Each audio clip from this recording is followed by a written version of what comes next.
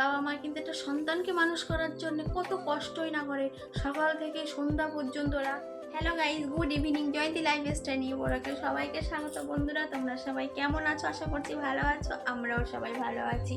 তো আজ সন্ধ্যা থেকে আমি আমার ব্লগটা স্টার্ট করলাম। তো এখন বাজে 8টা থেকে আমি আমার ব্লগটা স্টার্ট করলাম। 8টা মানে কিন্তু সকাল 8টা নয়, সন্ধ্যা 8টা, সেটা তোমাদেরকে বলেও দিলাম। তো চলো বন্ধুরা, আজকে অন্য দিন তো আমি আমার বাড়ি কী কাজকর্ম করছি, কোথায় যাচ্ছি, কি করছি, কি রান্না করছি, সমস্তটা তোমাদের সাথে শেয়ার করি আর কি। কিন্তু আজকে আমি এসেছি তোমাদের সাথে আমার জীবনের কিছু গল্প শেয়ার করতে।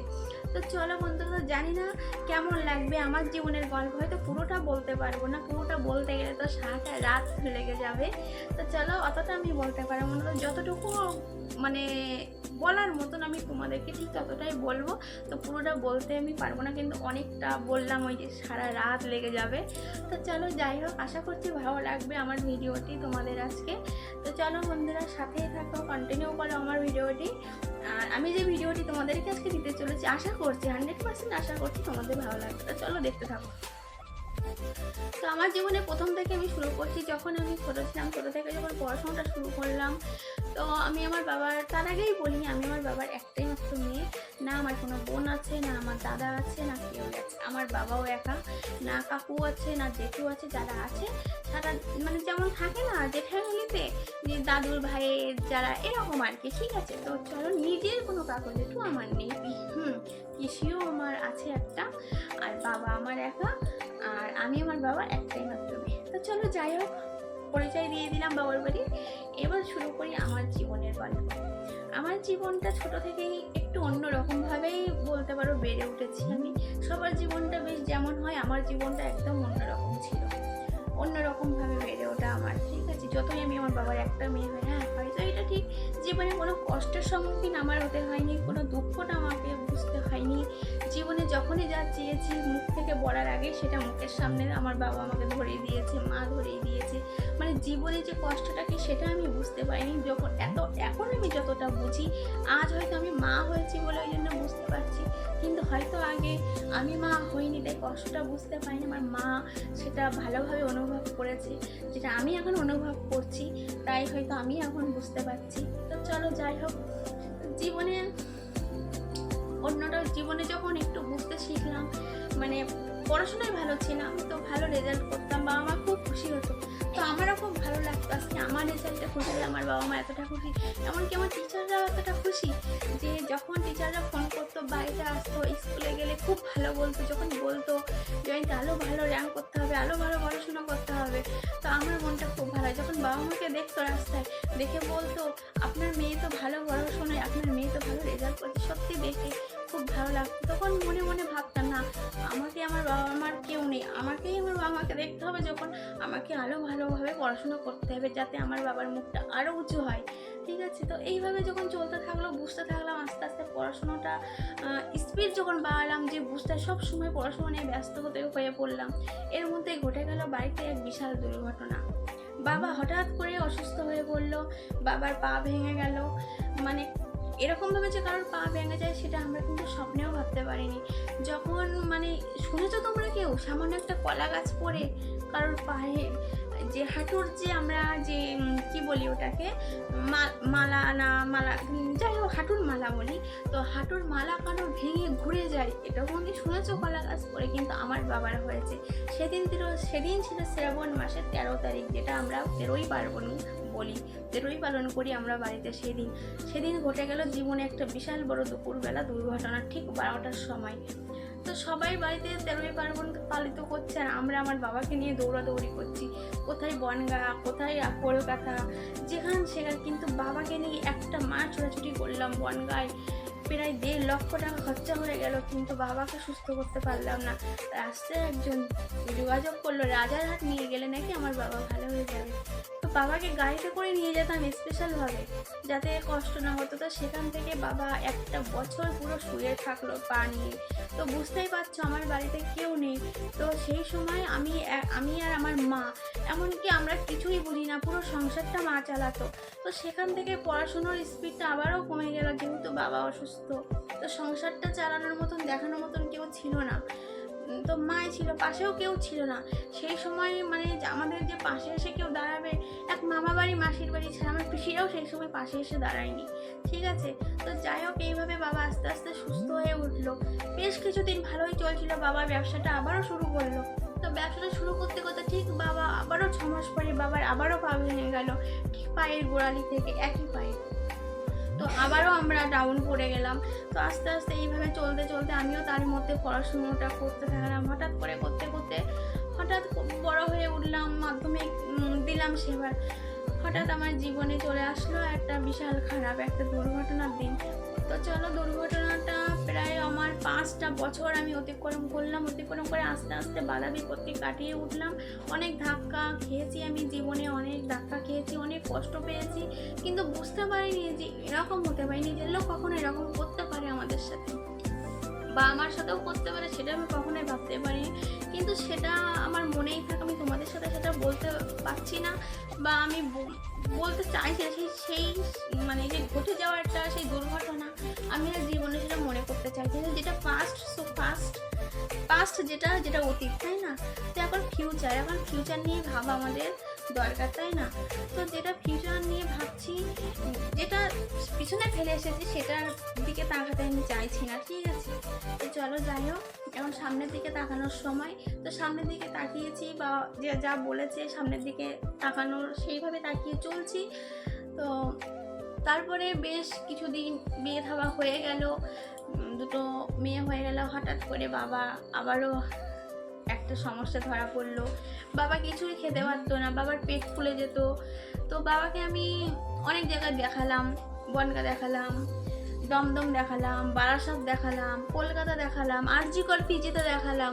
আমিই করেছি সব, আমি আমার বাবাকে নিয়ে ছোটো ছোটো করেছি, এখনও পর্যন্ত করছি, সেখানেও বাবার কিছু হলো না। তখন আমার মা ছোটো মনা সবে কি আর হয়েছে, তোর ওর 1 মাস বয়স, সেই সময় বাবাকে বেলুন নিয়ে যাওয়া হলো। সেখানে বাবাকে 1 মাস রাখা হলো বেলুনে। বাবাকে সুস্থ করে আবারও বাড়িতে নিয়ে আসলো। বেশ ভালোই চলছিল, বাবা বেশ ভালো আসা যাওয়া করছিল। তো তার মধ্যে আমার বিয়ে হয়ে গেছে। তো চলো, বিয়ে হয়ে গেছে, আমিও সংসার করছি এদিকে। আর এদিকে আমার বাবা দিনের পর দিন অসুস্থ হতেই চলেছে। মা শুধু বারে বারে ফোন করে, কান্না করে। আর আমি মেয়ে হয়ে চুপ করে থাকতে পারি না। বাবা শুধু বলে আমার বুকে ব্যথা করছে, আর বাবার ওই ব্যথা যন্ত্রণা ছটফট করে আমি নিজেই অস্থির হয়ে যাই যে আমি কি করে বাবাকে ভালো করে তুলবো। একটা মেয়ের কাছে একটা বাবা মা অসুস্থ, যেখানে আমার বাবা মার কেউ নেই, মানে কোনো ভাই নেই, বোন নেই, শুধু একমাত্র আমিই আছি, আর তাছাড়া কেউ নেই। কিন্তু সেই রাত্রেবেলা 12টার সময় চলে যাই আমি আমার বাবার কাছে। আমার বাড়ি থেকে আমার বাবার বাড়ি বেশি দূর না, আমি যদি বাইকে যাওয়া আসা করি 5 থেকে 7 মিনিট লাগে, আর যদি আমি অটোতে যাই তাহলে 15 মিনিট লাগে, ঠিক আছে। তো আমি মানে তোমাদের দাদাভাই সে সময় বাইরে ছিল, তোমাদের দাদাভাইকে নিয়ে বাইরে করে চলে গেলাম। তো বাবার অসহ্য বুকে যন্ত্রণা, মানে সে যন্ত্রণা না দেখলে তোমাদেরকে বলে বোঝাতে পারবো না। তো বনগাঁয় আমি একটানা 10 দিন থেকে গেলাম। আমার 2 মনাকে বাড়িতে রেখে আমি একটানা 10 দিন থেকে গেলাম বাবাকে নিয়ে বনগাঁ হসপিটাল। কিচ্ছু হলো না। ওখান থেকে বাড়ি নিয়ে আসলাম, আমাদের গোবরডাঙ্গায় দেখালাম স্পেশালভাবে, কিছুই হলো না। ওখান থেকে নিয়ে গেলাম বারাসাত, সব থেকে নামি ডাক্তার বারাসাত, যার 1000 টাকা ফি, কিন্তু ফিটা বড় কথা না, ঠিক আছে। তো সেখানে নিয়ে গেলাম, সেখানেও বাবাকে কিছু হলো না। ওখান থেকে পিজিতে নিয়ে গেলাম, পিজিতে কিছু হলো না। আবারও লাস্টে আমি আরজিকর নিয়ে গেলাম। সব আমি একাই করেছি। হ্যাঁ, পেছনে অবশ্যই তোমাদের দাদাভাইয়ের সাপোর্ট ছিল, অবশ্যই ছিল, সে আমার সাথে ছিল, কিন্তু সবটা আমরাই করেছি। কিন্তু আমার পাশে সেই সময় একটা লোক এসে দাঁড়ায়নি, একটা আমার ফ্যামিলি, এমনকি আমার মামা বাড়ি থেকেও কেউ আসেনি। আর মাসির বাড়ি থেকে আমার দাদাই তো অসুস্থ, তার মাসির বাড়ি থেকে কে আসবে, তাই না? তো চলো, যাই হোক, পিসির বাড়ি থেকে কেউ আসেনি। পিসির বাড়ি থেকে আসবে কি, আসলে দাদু মারা গেছিল। তো দাদুকে যখন হসপিটালে ভর্তি করা হলো, দাদুর জন্য এক প্যাকেট বিস্কুট পর্যন্ত আমার পিসিরা কিনে নিয়ে যায়নি। তো আমার বাবাকে দেখতে আসবে কি, তাই না? তো চলো, যাই হোক, তো বাবাকে সেখানে পিজিতে থেকে আবার আরজি করে নিয়ে আসলে ভর্তি করা হলো। তো বাবা ওখানে প্রায় 15 দিন ছিল। তার সাথে সাথে বাবাকে ওখানে ভর্তি করা হলো। তা বললো বাবার হার্টের সমস্যা হয়েছে, হার্ট ব্লক হয়ে গেছে। তো ইমিডিয়েটলি ওখানে ওনার অপারেশন করতে হবে, ঠিক আছে। তো হার্টের সময় আমি তখন অতটা বুঝতাম না, ঠিক আছে, যে কিভাবে কি করতে হবে। তো ওখানে প্রফেসর আরজি করে প্রফেসর ছিল বিশ্বনাথ স্যার। তো বিশ্বনাথ স্যার সাথে সাথে ওনাকে ওখানে ভর্তি করলো, ভর্তি করে ওখানে বললো ওনার ইমিডিয়েটলি 15 দিনের মধ্যে ওখানে পেশেন্টার বসাতে হবে। তো আমরা সাথে সাথে যোগাযোগ করলাম, কিন্তু উনি টাইম দিল, বেশ 5 দিনের মতো লেগেছিলো বাবাকে রাখার পরে ছুটি দিল। ছুটি দেওয়ার পরে বাবা বেশ ভালো ছিল, কিন্তু যখনই বাবাকে বাড়িতে নিয়ে আসলাম তখনই বাবার আবার অসম্ভব যন্ত্রণা বেড়ে গেল। তখন আবারও ঠিক তার 2 দিন পরে আমি সেই সময় বুঝতে পারছিলাম না আমি কি করব, মায়ের সামনে কাঁদতে পারছি না। এমন একটা দিন হয়েছে কি জানো তো, ঠিক পুজোর সময় একদম মানে অষ্টমী দিন, সবাই দিকে কত আনন্দ করছে, কিন্তু আমি আমার বাবাকে নিয়ে সেদিন পড়ে আছি, কান্না করছি। আমার বাবার পালস পাচ্ছিলাম না, আমার বাবার শুধু মানে দম ছেড়ে দিচ্ছে, আবার এদিকে অ্যাটাক করছে, মানে ধাক্কা মারছে। ঠিক আছে, ঠিক আমার বাবার মৃত্যুর মুখ থেকে আমি আমার বাবাকে ফিরিয়ে নিয়ে যেতে, আমার বাবা এখনও বলে মারে আমি তোর জন্যই বেঁচে আছি আজকে, শুধু তোর জন্য। এমনকি আমার এখনও কান্না চলে আসে আমার বাবার সেই দিনগুলোতে। আমার বাবার কানে হরে কৃষ্ণ নামও দেওয়া হয়ে গেছিলো, বাবার গীতা মন্ত্র আমি পড়ে দিয়েছিলাম।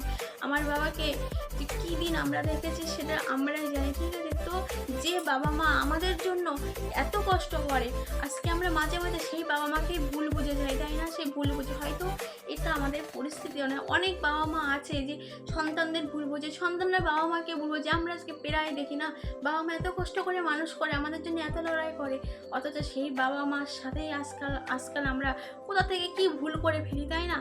অথচ দেখো সেই বাবা মা কিন্তু একটা সন্তানকে মানুষ করার জন্য কত কষ্টই না করে, সকাল থেকে সন্ধ্যা পর্যন্ত, রাত পর্যন্ত শুধু সেই সন্তানকে আর তার সংসারকে বাঁচানোর জন্য কি পরিশ্রম করে। আজকে আমরা মা হয়েছি বলে, আমরা সংসার করছি বলে সেই কষ্টটা আমরা বুঝতে পারি, তাই না?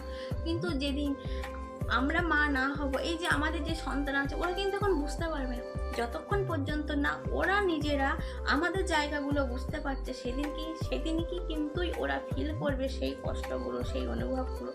এখন যখন আমরা বুঝতে পারি, আজকে সেই বাবাকে যদি একটু না দেখতে পাই, যদি অনেকটা দিন হয়ে যায়, তো মনে হয় বাবাকে যেন কত দিন দেখি না, তাই না?